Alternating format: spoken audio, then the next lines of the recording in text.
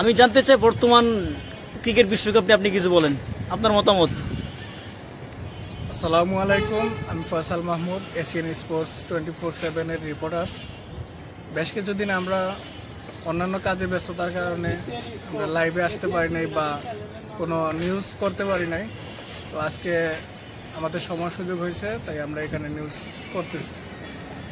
আপনি যে প্রশ্নটা করছেন এটা ভালো জিনিস। আগামী 2 তারিখ থেকে, অথচ আগামী কালকে থেকে, আজকে যেহেতু 1 তারিখ, আগামী কালকে থেকে T20 ওয়ার্ল্ড কাপ শুরু। তো T20 ওয়ার্ল্ড কাপ শুরু, এখানে বেশ কয়েকটা দল অংশগ্রহণ করতেছে, এটাই স্বাভাবিক। কিন্তু এখানে বাংলাদেশও পারফর্ম করতেছে। পারফর্ম করার কারণে এই বিগত কয়েকদিন আগে বাংলাদেশের একটা প্রস্তুতিমূলক ম্যাচ গেছিলো, সেখানে আপনার যুক্তরাষ্ট্রের বিপক্ষে তারা বিশাল ব্যবধানে হারে। তো এতে মন খারাপের কিছু নাই, বাংলাদেশ আবার কামব্যাক করবে।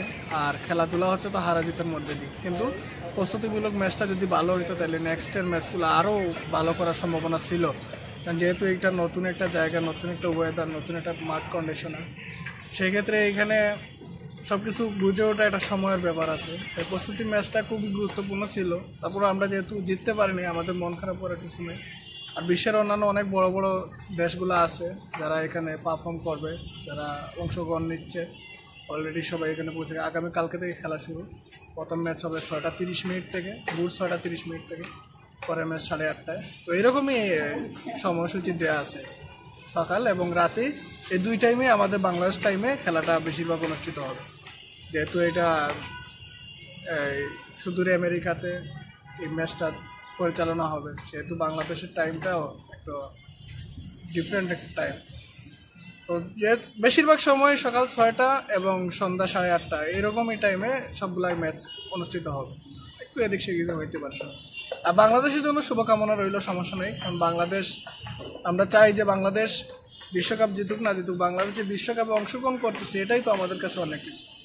বিশ্বের এমন বড় বড় দেশ আছে, যেমন ধরেন ওয়েস্ট ইন্ডিজ গত কয়েকদিন আগে ওরা বিশ্বকাপের সুযোগই পায়নি, অথচ ওয়েস্ট ইন্ডিজে বিশ্বের নামি দামি প্লেয়াররা আছে, বিশ্বের জড়ো ব্যাটসম্যানরা আছে, জড়ো বোলাররা আছে, তারপরেও ওরা সুযোগ পায় নাই।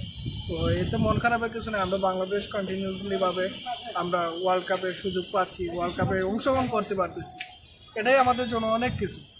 তো আপনারাও আমাদের দেশের জন্য দোয়া করবেন। আমাদের দেশ যে অংশগ্রহণ করতেছে, এটাই জন্য সবচেয়ে বড় জিনিস। আর আমিও চেষ্টা করব যে আমরা এই এশিয়ান স্পোর্টস থেকে আমরা আগামীতে কিছু আপডেট দেওয়ার চেষ্টা করব। যেহেতু আমরা অন্যান্য একটু কাজে ব্যস্ত ছিলাম, একটু দূরে ছিলাম, আমার সহকর্মীরা আমার সাথে যারা ছিল তারা একটু দূরে ছিল, সেহেতু আমরা কন্টিনিউ করতে পারিনি। আর আমাদের যারা শুভাকাঙ্ক্ষী আছে, যারা আমাদেরকে ফলো করে, সমস্যায় আশা রাখবেন। আমরা ইনশাল্লাহ আগামীতে একটু ভালো কিছু দেওয়ার চেষ্টা করব। আর আমরাও একটু সময় নিচ্ছি এই কারণে, যাতে আমরা আরও আপডেট হইতে পারি। কারণ সব কিছুর একটা ব্যাপার আছে, বর্তমান সময়ে আপডেট না হওয়া পর্যন্ত মানুষ কোনো কিছু করতে পারে। তো আমরা এই ওয়ার্ল্ড কাপ নিয়ে, বা এই যে জুন মাস আসছে, আজকে প্রথম 1 তারিখ, এই জুন মাসের শুরু থেকে শেষ করে এবং শেষ পর্যন্ত বিভিন্ন বিষয়ে খেলাধুলার একটা ব্যাপার স্যাপার আছে। যেমন আগামীতে ইউরো কাপ আছে, আপনার কুফা আমেরিকা কাপ আছে, তো আরও অন্যান্য খেলাধুলা আছে। মোটামুটি এগুলা নিয়ে আমরা একটা প্রস্তুতি নিচ্ছি, যাতে আমরা এটার আপডেট দিতে পারি। আর এটা নিয়ে আমার সহকর্মীরাও খুব আগ্রহীত। আর আমিও অনেকদিন পরে এখানে আজকে অ্যাটেন্ড করছি।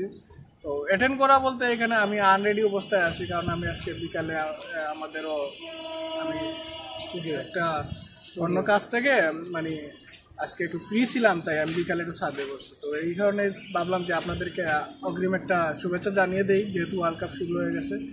আর বাদ বাকি নেক্সটের যেই খেলাধুলাগুলো আমরা ইনশাল্লাহ আমাদের পেজ থেকে আমরা এটা আপডেট দেওয়ার চেষ্টা করব ইনশাল্লাহ। আসসালাম।